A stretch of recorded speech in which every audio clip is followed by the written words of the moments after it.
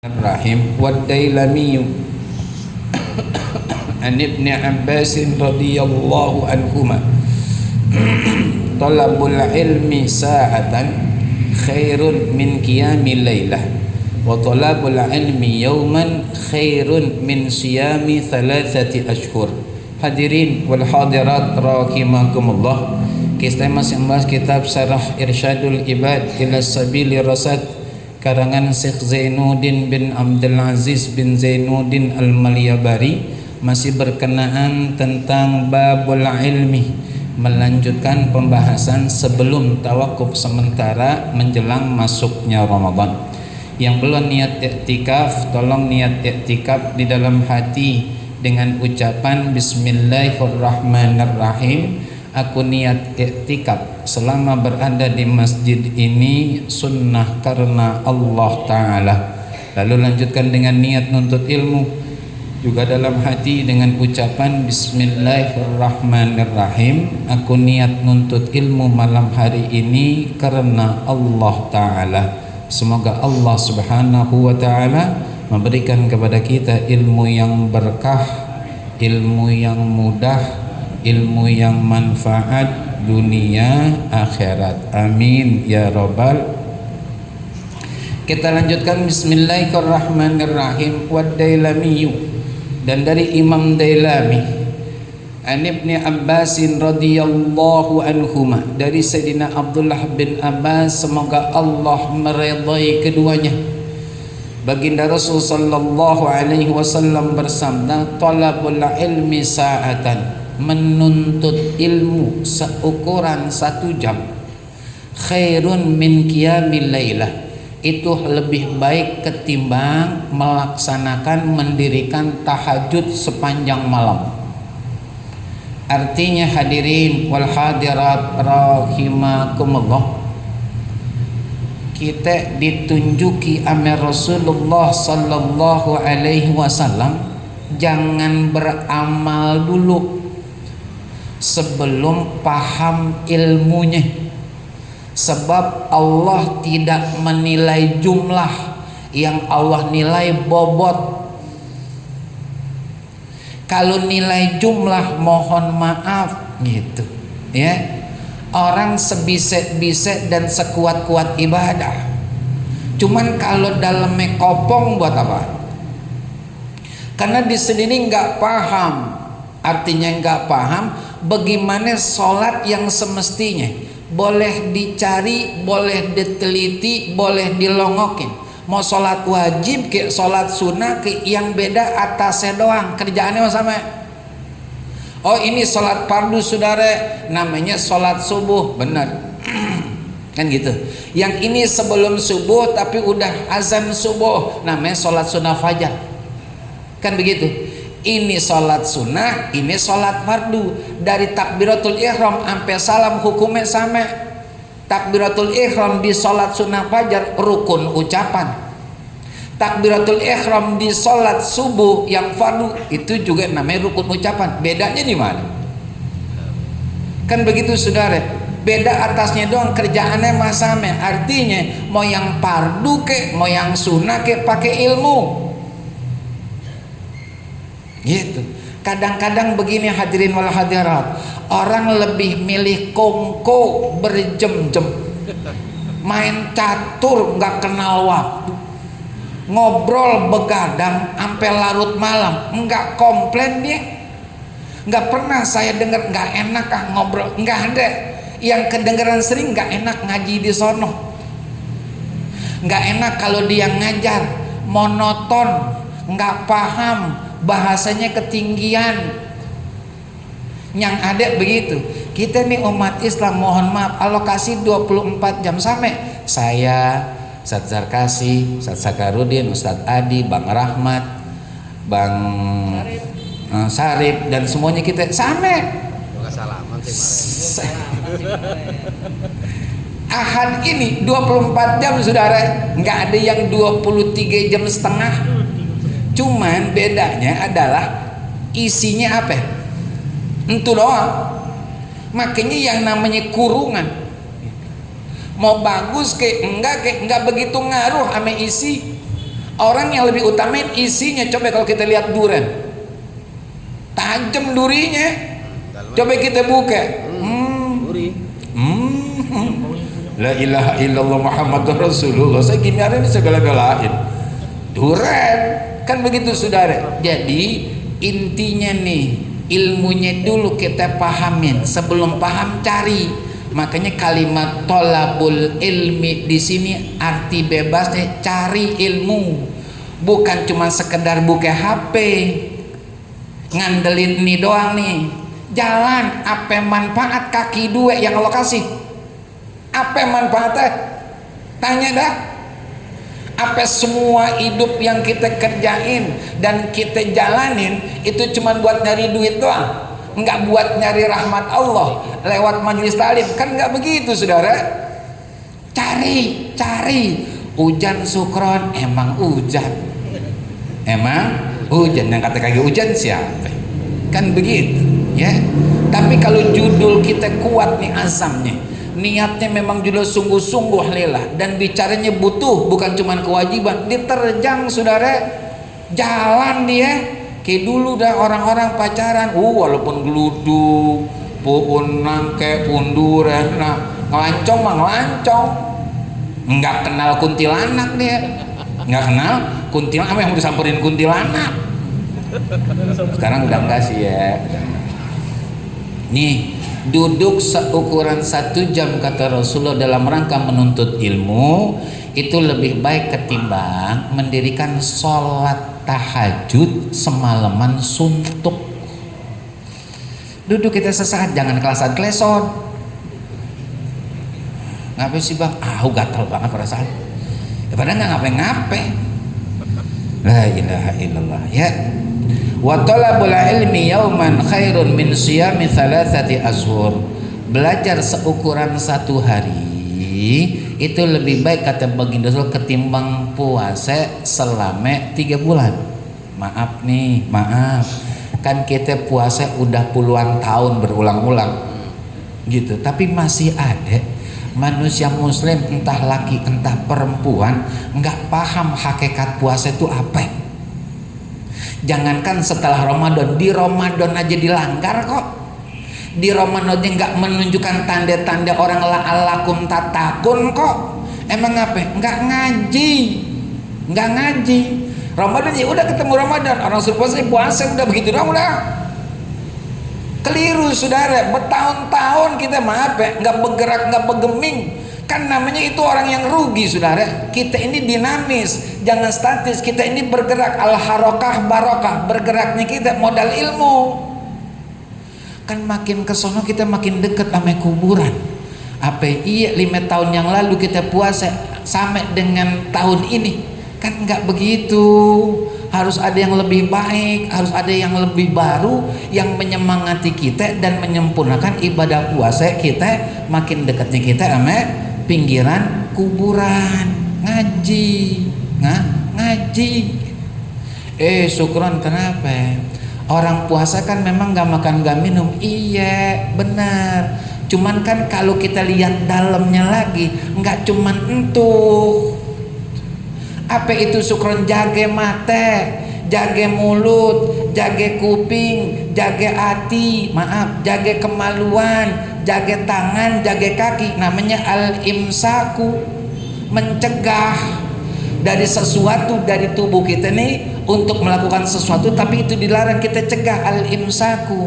Maka dalam kitab Fiqhul Ibadat al-Madhhab as-Syafi'i rahimahullah, as-saumu lughatan al-imsaku mutlaqan. Puasa itu menurut arti bahasa dalam kitab tersebut namanya mencegah secara mutlak. Apa aja dah yang jelek, yang hina, yang dilarang jangan kerjain. Itu buah puasa namanya. Ini puasa-puasa masih gibah dia, nggak laki nggak perempuan samenya, mendingan dia tidur, kan begitu. Naumus shaimi ibadah, tidurnya orang puasa ibadah ketimbang ngerumpi, gibah, kata guru kita main catur ya gitu hadirin. Jadi ilmu yang harus kita milikin gitu kan, yang kita dapetin untuk sempurnanya ibadah dan bagusnya hidup kita sisa di dunia ini. Ilmu, cari kita ilmu di mana aja kita cari. Kalau perlu kita ikut grup-grup taklim yang ada, mau taklim maghrib isya ke, taklim subuh ke, kajian zohor ke, ikut. Maaf ya, maaf, jangan cuman grup maulid. Maaf nih, saya dengar soalnya informasi begitu, maulid di sono, yo groyok, ada tuh grup ya. Malam ini maulid di Anok, gue berangkat. Bukan nggak boleh saudara maulid. Maulid itu kalau kita lihat secara zohir itu kayak sebuah seremonial, upacara, cuman dalamnya jarang yang nyentuh. Ayo dah liatin dah. Guru-guru kita tausiah, jamaahnya ngobrol, ngopi, ngerokok, bercanda. Nah, apa gunanya guru kita? Itu dia. Apa gunanya? Sak maulid. Rasulullah juga nggak senang kalau begitu. Ente nggak muliakan guru namanya. Kebangetan sih menjadi panitia doang getol. Paham kagak? Guru itu sangat mulia saudara, sangat mulia. Bahkan kita sedekah, mohon maaf, kita berbagi kasih sama orang tua kita, dengan berbagi kasih sama guru lebih baik ke guru 900.000 kali lipat tuh pahalanya. Tadi ada yang bilang gini, syukron ya, dipaham dah kita, ngarahin kemana kita, enggak ke sono, enggak ke sono. Begitu memang keterangan. Karena dengan adanya guru kita paham. Maaf, tidak setiap orang tua mau dan mampu ngajarin anak. Dia punya ilmu belum tentu mau, dia punya kemauan tapi nggak punya kemampuan tuh. Tapi kalau guru emang ngajarin kita, diogah kan salah kalau begitu. Momennya maulid, bannernya besar-besaran, ulamanya subhanallah, panitia ame jamaahnya nggak open nama guru. Di depan dong ngaji. Yang main hadroh tanang duduk ya kan? Udah, gurunya tausiah, repot ame HP-nya, berhenti tuh HP, ngaji. Tuh yang benar menurut saya. Nah, buat apa nih ketaplang timpling, cuman pegel jari-jari doang. Tapi ilmu nggak dapat sang sayang saudara, sang sayang. Iya, belum tentu kita besok hidup saudara, belum tentu. Maka ketika kita hidup itulah yang kita gunakan. Makanya dalam sebuah keterangan, kita ini manusia khususnya muslim punya 3 waktu: waktu yang lalu, waktu yang akan datang, waktu yang saat ini. Waktu yang lalu dia nggak bakalan balik, tapi bisa kita ambil sebuah ibrah dari yang lalu. Yang akan datang belum tentu nemu, alias belum tentu hidup. Lalu bagaimana syukuran? Waktu yang sekarang kita isi dengan sebaik-baiknya. Nggak mungkin kita mati di tahun yang lalu. Emang apa? Sekarang kita masih hidup. Nggak mungkin kita mati besok karena belum sampai. Matinya kapan? Saat kita ada di dalamnya. Maka berbuatlah yang terbaik. Nggak cukup cuman baik. Modalnya apa? Ilmu. Kita lanjutkan. Wa Turmuzi an Sakhbarah man talabal ilma kana kafaratan lima madha. Imam Turmuzi dari Sayyidina Sakhbarah, semoga Allah meridhai beliau, baginda Rasul sallallahu alaihi wasallam bersabda, man talabal ilma, barang siapa yang menuntut ilmu, kana kafaratan lima madha, maka itu adalah bisa menjadi penghapus dosa-dosanya yang lalu.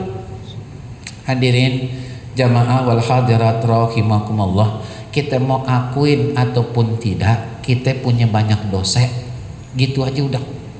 Dan tidak setiap orang yang dosa mau minta ampun ame Allah. Maaf ya kalau kurang sopan, sok lagu-laguan kayak orang bener, seakan-akan gak punya dosa. Dosa apa saya?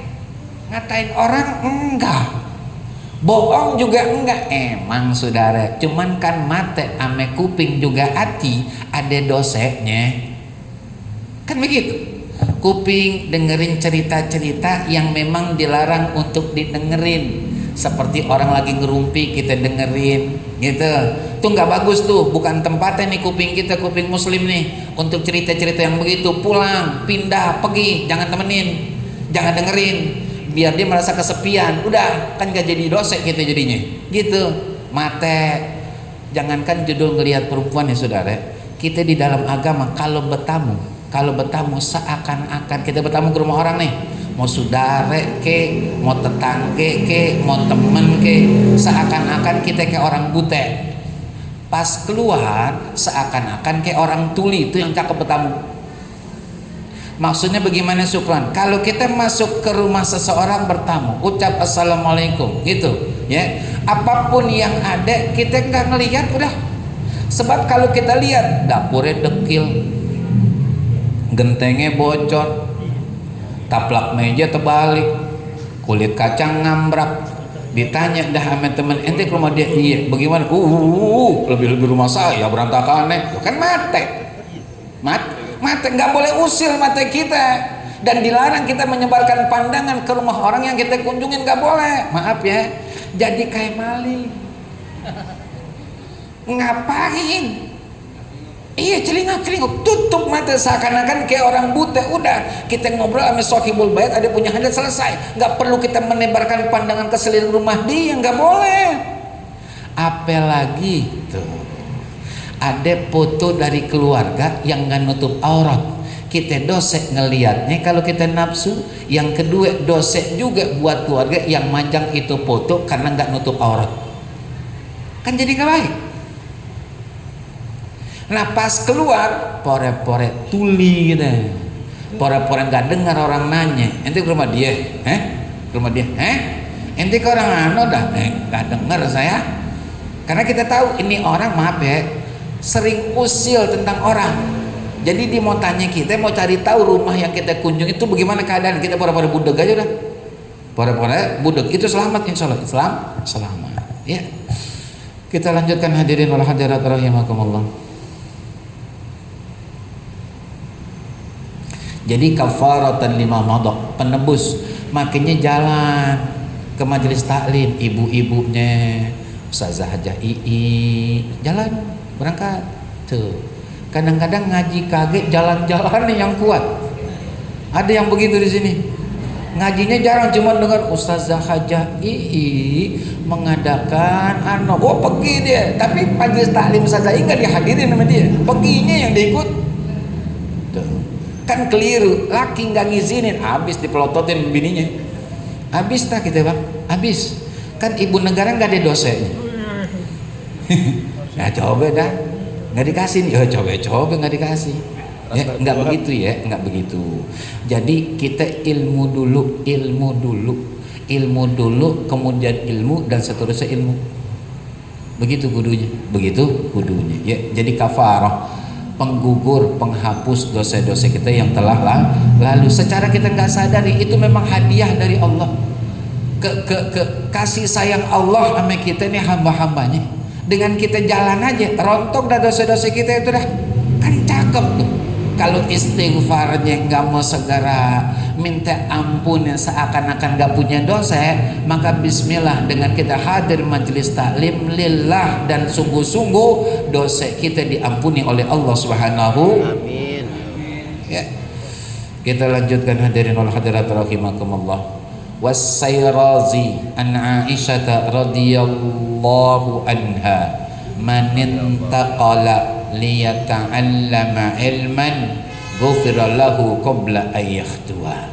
Dari Imam Sayrazi dari Sayyidah Aisyah radhiyallahu anha, semoga Allah meridai beliau, baginda Rasul sallallahu alaihi wasallam bersabda, manintaqala, barang siapa yang berpindah, alias kita ini umat Islam, laki juga perempuan, liyata'allama ilman, dengan tujuan dia pindah tersebut untuk menuntut ilmu, dari rumahnya ke majelis taklim gitu ya, tujuannya untuk menuntut ilmu. Ghufirallahu qabla ayyahtua, diampuni dosa-dosanya oleh Allah sebelum melangkah.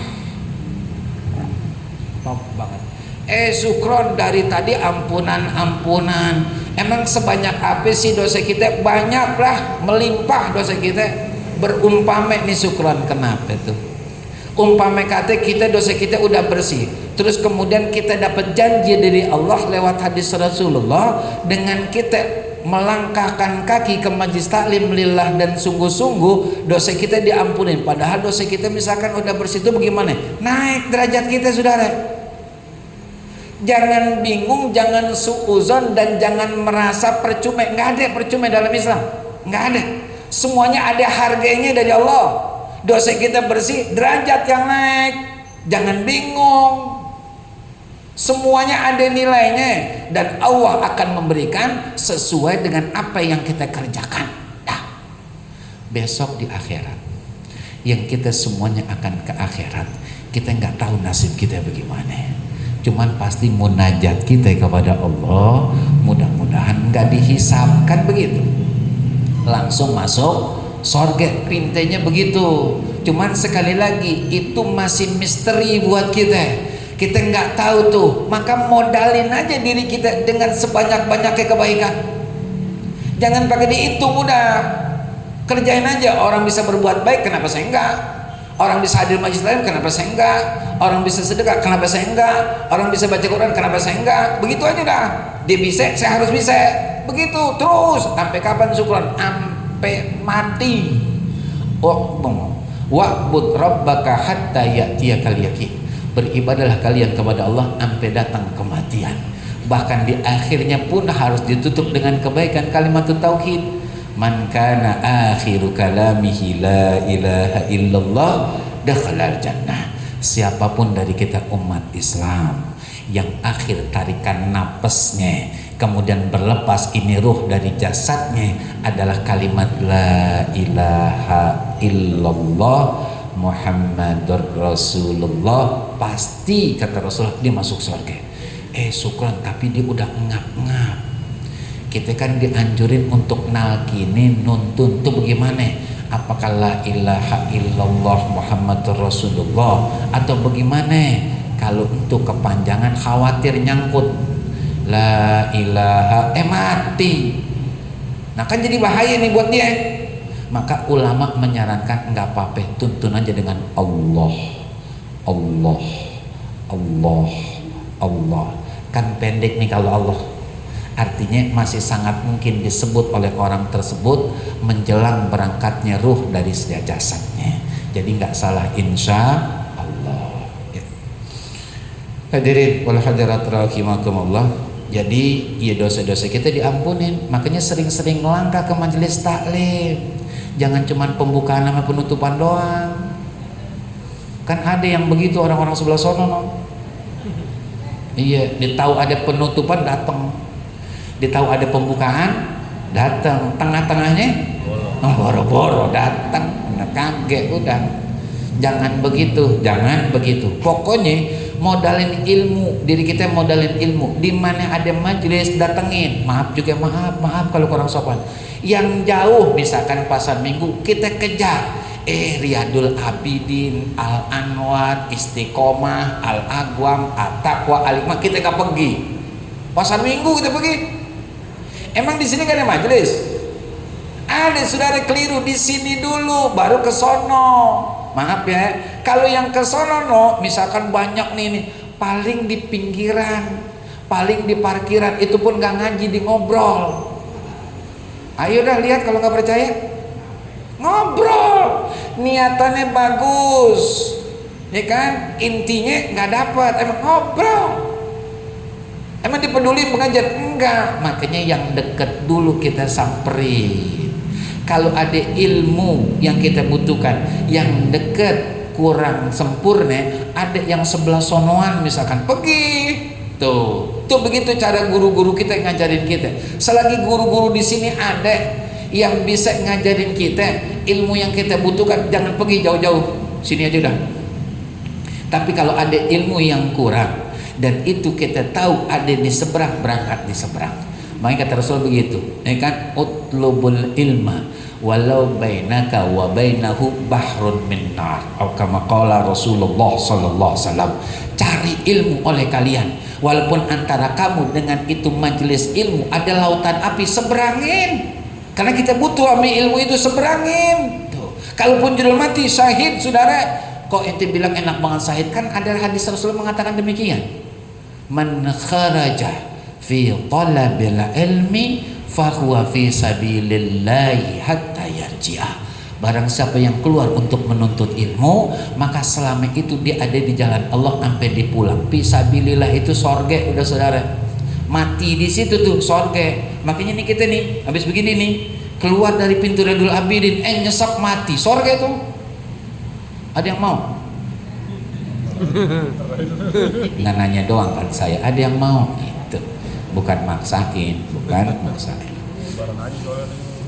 Tayyib, kita lanjutkan hadirin wal hadirat rahimakumullah. Wa ibnu Asakir wa Dailami an ibni Abbas radhiyallahu anhuma, dari Imam Ibn Asakir dan Imam Dailami dari Sayyidina Abdullah ibn Abbas, semoga Allah meridhai keduanya, baginda Rasul sallallahu alaihi wasallam bersabda, khayyara Sulaiman alaihi salam bainal mali wal mulki wal ilm. Kata baginda Rasul sallallahu alaihi wasallam, Nabi Sulaiman itu pernah ditawarkan oleh Allah dengan 3 pilihan gitu. Harta, kerajaan, ame ilmu. Harta, kerajaan, ame ilmu. Ya. Kemudian fakhtarul ilma. Nabi Sulaiman alaihissalam dari 3 pilihan tersebut beliau memilih ilmu. Fa'utiyal mulka wal mala li ikhtiyarihil ilma. Maka Allah dengan beliau memilih ilmu, Allah berikan buat Nabi Sulaiman kerajaan dan harta benda yang melimpah. Subhanallah. Kita juga begitu nih. Ada jadwal majelis taklim, bebarengan ame ya bantuan sosial di kelurahan, duitnya 500, berasa 10 kilo, ame minyak 3 kilo, duitnya 500. Bebarengan waktunya mentaklim, ame yang sebelah sono ngajak jalan-jalan duduk manis ke Taman Safari. Setiap yang ikut dikasih 2,5. Kira-kira majelis taklim kelongokan nggak? Nggak ada orang. Emang apa? Pada ke kelurahan, habis ke kelurahan, dia ikut naik bis ke Taman Safari, ya kan? Dapat 7,5 dia. Ya kan, dari kelurahan Dope, dari Taman Safari 2,5, 7,5 dia. Ya. Ada kayak gitu? Ada. Gope aja megang. Iya, itu begitu tuh kalau boleh kita umpamakan dengan bahasa sekarang. Kalau orang milihnya adalah harta, milihnya adalah jabatan, dan ditinggalkan ilmu, dijamin kebelangsa. Makanya maaf agak sedikit keluar, tapi tolong jangan salah paham. Orang mulai saat ini banyak orang yang nyari jabatan. Jangankan judul lurah, RT aja berebut. Nggak percaya, RT berebut. Saya sih nggak lagi sana ya, lagi RT gitu.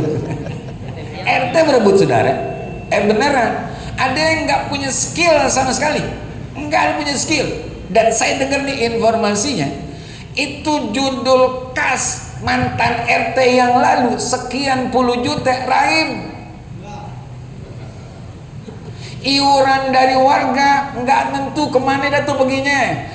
Ada yang namanya dana abadi umat, salah satunya tujuannya untuk bantu orang meninggal dunia. Orang yang meninggal dibingung nguburnya di mana, emang apa? Belum turun duit dari RT, iuran dari warga. Kata RT-nya pinjam dulu dari kas RW. Tuh RT aja cari itu jabatan, padahal maaf skillnya nggak ada. Nih mohon maaf, niatan untuk jadikan itu amanah bukan profesi juga jauh. Ini sekarang dari RT sampai RI 1 samanya udah wah begitu. Dari tuh bahle sebab dia gak punya judulnya ilmu. Kan kalau orang punya ilmu ketika ditawarin jabatan nolak saudara, nolak. Zaman Rasulullah nggak ada yang kepengen jadi pimpinan. Sayyidina Abu Bakar nggak mau. Sayyidina Umar juga beliau mengatakan demikian. Cuma memang pesan dari Sayyidina Abu Bakar, kalau bukan kamu siapa lagi wahai Umar? Coba dah. Makanya ketika baginda Rasul wafat, kemudian diserahkan nih tahta kekhalifahan kepada Sayyidina Abu Bakar, beliau bingung nih bagaimana caranya. Bukan girang, ini kan sekarang girang, kesempatan cari keuntungan sebesar-besarnya, sedot itu semuanya, tinggal ampasnya sisain, tinggal udah berapa pada bingung semuanya. Kan begitu sekarang. Maaf nih, urusan warga, rakyat, mereka peduli saat kampanye. Setelah kampanye, habis kita ditinggal. Emang didengerin kita? Kagak. Itu orang-orang yang nyari jabatan tanpa ilmu lewat syariat Islam. Kebangsa dia besok. Asli kebangsa. Itu kan namanya bukan profesi, saudara, amanah. Makanya Sayyidina Umar ini sering saya sampaikan, kata beliau, aku takut banget dah kalau malam itu istrinya aku ke bawah tidur, karena aku khawatir ada berita yang sampai ke telinga aku yang menyampaikan bahwasanya ada seekor onta kepleset waktu jalan di daerah yang menjadi kekuasaan aku. Beliau takut banget tuh Allah, tuh onte. Bagaimana manusia? Tuh Sayyidina Umar yang bajunya sebagai khalifah itu banyak tambelannya, istananya di bawah pohon besar. Tapi setan takut, musuh nggak berani dengan ketegasannya. Kan kalau sekarang beda saudara. Nih makanya yuk dah kita cari ilmu, jadi kita tahu harus bagaimana. Dan pastinya kalau orang milih ilmu, dia akan dimuliakan oleh Allah Subhanahu wa taala. Yarfa'illahu alladhina amanu minkum walladzina utul ilma darajat.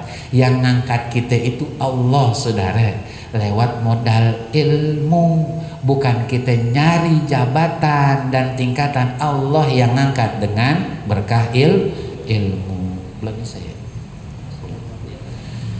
Kita lanjutkan lagi, hadirin wal hadirat rahimakumullah.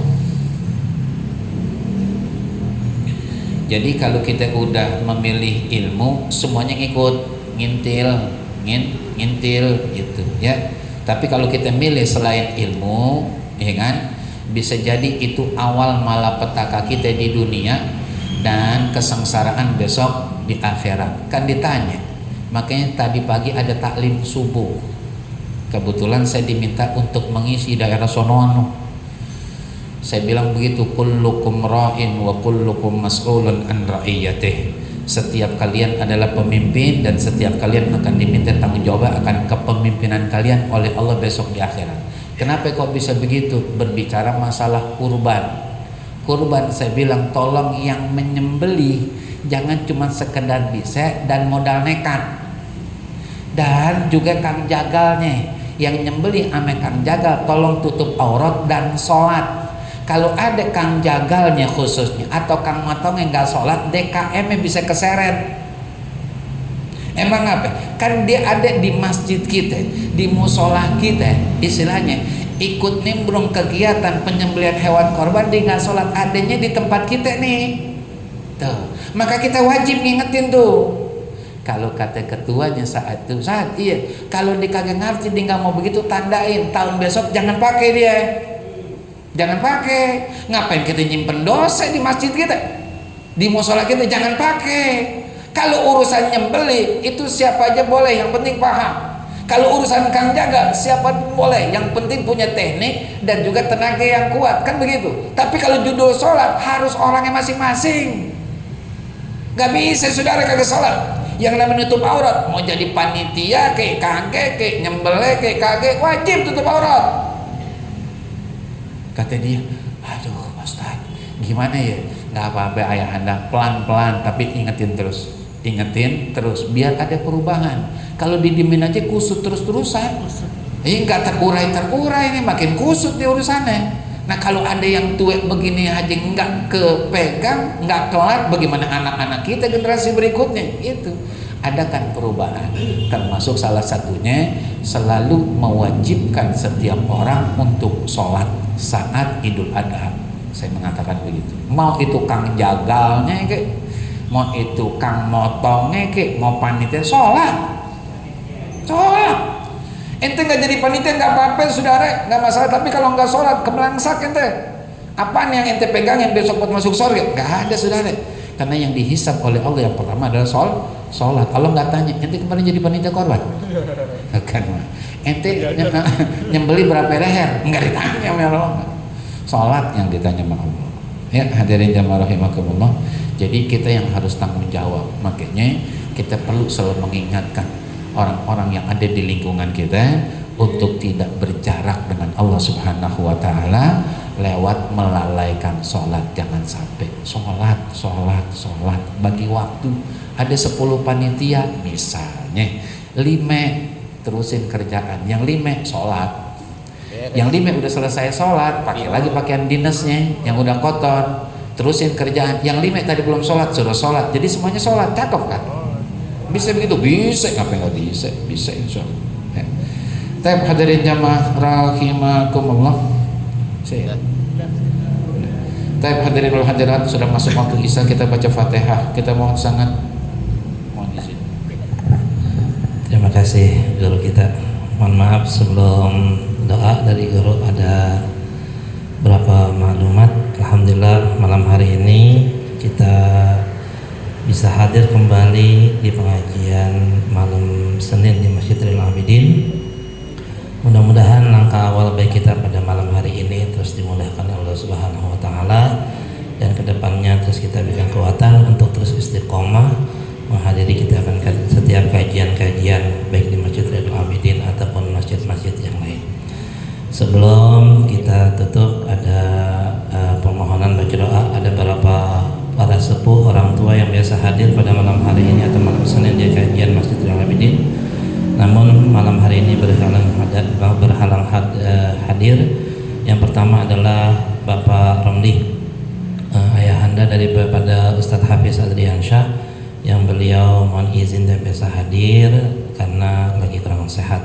Yang kedua yaitu Bapak Haji Madinah bin Haji Utsman, Haji di Madinah, yang beliau juga sedang menemani istri tercinta yaitu Ibu Hajah Alia Yahya yang juga sedang dalam pemulihan setelah yang minggu pekan lalu dioperasi. Mudah-mudahan para yang sakit daripada keluarga kita, jamaah kita, dan orang-orang yang kita niatkan, mudah-mudahan diberikan kesehatan, kesembuhan Allah Subhanahu wa taala, dan diberikan kekuatan oleh Allah untuk terus bisa beribadah kepada Allah Subhanahu wa taala. Nanti Al-Fatihahnya kita mohonkan kepada guru kita. Terima kasih. Bismillahirrahmanirrahim. Al-Fatihah biniyatis shifa was-sihhah was-salamah wal-afiyah biniyatir rahmah wal maghfirah, khusus untuk ayahanda Bapak Haji Romli serta ayahanda Bapak Haji Madinah beserta istri, juga kita dan keluarga yang kurang sehat. Mudah-mudahan dengan barokah mujizat surat Al-Fatihah ini seluruh penyakit yang ada dan dirasa segera diangkat oleh Allah Subhanahu wa taala. Biniatan qabul ila hadratir Rasul sallallahu alaihi wasallam. Al-Fatihah. A'udzubillahi minasyaitonir rajim. Bismillahirrahmanirrahim.